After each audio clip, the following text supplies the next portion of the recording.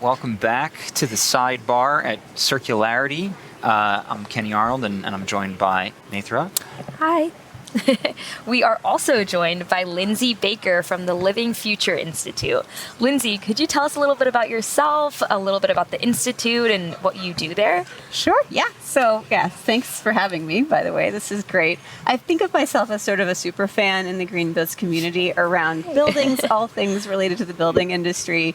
And, so here at Circularity is kind of this interesting intersection. I feel like buildings were not always the big topic amongst this community, but it's so important. So at the Living Future Institute, we work on a number of things. We're basically a nonprofit that focuses on transforming the building industry into a place that is socially just, ecologically restorative, and culturally rich. And what that really means is that we run a number of different programs, work with architects and developers and people building, a lot of product manufacturers in the building industry to transform the way that we build buildings. So it's just everything from health to environment to social impact, all in one little crazy nonprofit. So it's exciting work. But I've been working on buildings and all of these issues around buildings and how they impact our lives, the environment, for a couple of decades in different ways. And circularity is kind of one of these things. It's like coming up, we're trying to think about it, but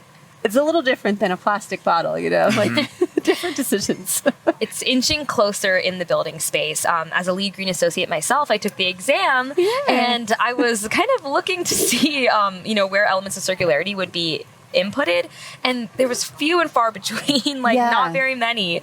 I don't think people really make that connection very easily between the built environment and circularity.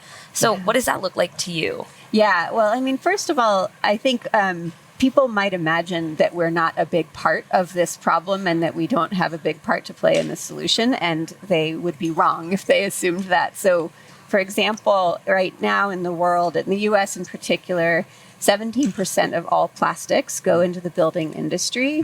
If you look at the amount of carpet waste, for example, that goes into landfills every year, we're talking about a volume of waste that is pretty much equal to the single-use plastics waste that goes into landfills every year. That's so disturbing. So it's very disturbing, and it is, in fact, a huge problem, but there's also a lot that we can do about it.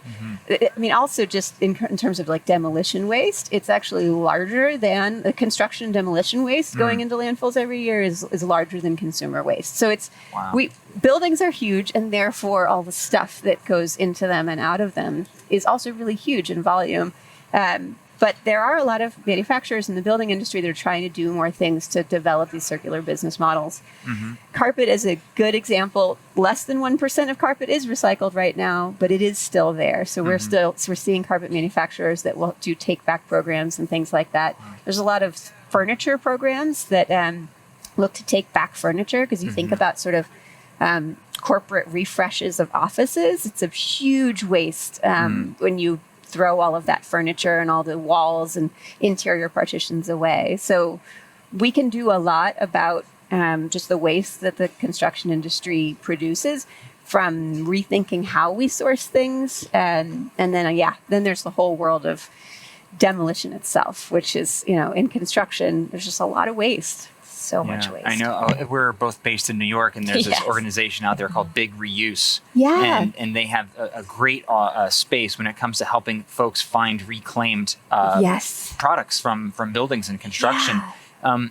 Is that an element of the Living Building Foundation? Yeah. Well, I mean, the work that we do specifically is just to try to promote these industries coming up and to help product manufacturers find solutions like that.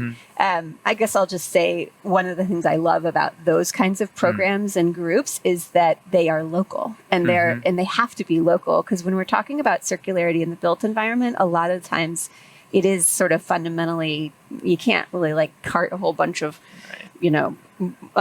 windows from here to the East Coast, and so that's really important. So we work with communities and product manufacturers to help them figure out solutions that will scale to make their products more regenerative in place, mostly through our Living Product Challenge program, which is a program for certifying really, really super regenerative products. It's a fun program and super cool manufacturers in it. Oh, it's exciting to continue this conversation and continue to think about how the built environment can play a role in circularity. And we appreciate you touching on that today. Yeah, of course. Buildings were a big thing. We deserve the recognition. And also, Absolutely. Well, thank you so much again for being here. Oh, of course. Thanks for having me. I look forward to digging into the Living Future Institute after this. Yay. All right. Well, please do. We're here. Appreciate it. Yeah, thank you. Thanks for having me. Thanks, Lindsay. Thanks.